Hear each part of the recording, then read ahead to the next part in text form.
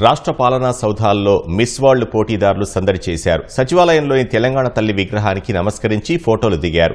దాదాపు 2 గంటల పాటు సందడి చేసి ఫోటోషూట్లో తెలంగాణ జరూర్ ఆనా అంటూ నినదించారు. ప్రభుత్వ పథకాలను వివరిస్తూ ఏర్పాటు చేసిన డ్రోన్ షో ప్రత్యేక ఆకర్షణగా నిలిచింది.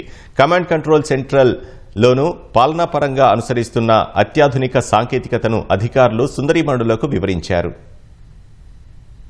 రాష్ట్రంలోని పర్యాటక, ఆధ్యాత్మిక, ఆహ్లాద ప్రాంతాల్ని చుట్టేస్తున్న మిస్ వరల్డ్ పోటీదారులు ఆదివారం హైదరాబాద్లోని సచివాలయానికి వెళ్లారు. ప్రత్యేక బస్సుల్లో సాయంత్రం 5:40 అక్కడికి చేరుకున్న మిస్ వరల్డ్ పోటీదారులకు రాష్ట్ర ప్రభుత్వం ఘన స్వాగతం పలికింది. పర్యాటక శాఖ మంత్రి జూపల్లి కృష్ణారావు వారిని స్వాగతించారు. సచివాలయ భవనం ఎదురుగా ఏర్పాటు చేసిన వేదికపైకెక్కి అభివాదం చేశారు.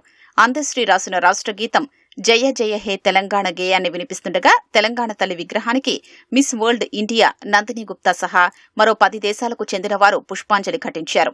సచివాలయం లోపలి ప్రాంగణంలో తెలంగాణ వంటకాలతో రాష్ట్ర ప్రభుత్వం వారికి తేనీటి విందును ఏర్పాటు చేసింది. తెలంగాణ ప్రభుత్వ అభివృద్ది, సంక్షేమ పథకాల్ని వివరిస్తూ ఏర్పాటు చేసిన డ్రోన్ షోను అందగత్తెలు వీక్షించారు.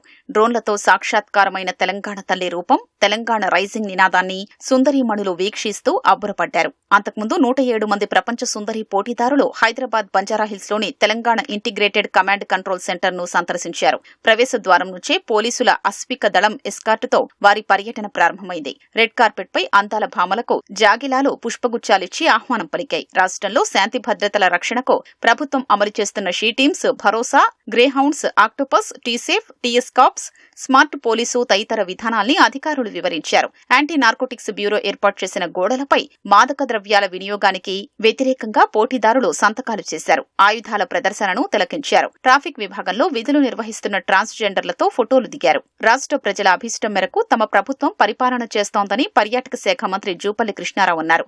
తెలంగాణ సందర్శన, పర్యాటక ప్రదేశాల గురించి ప్రపంచవ్యాప్తంగా తెలిసేలా బ్రాండ్ అంబాసిడర్లుగా ప్రచారం చేయాలని మిస్ వరల్డ్ పోటీదారుల్ని కోరారు.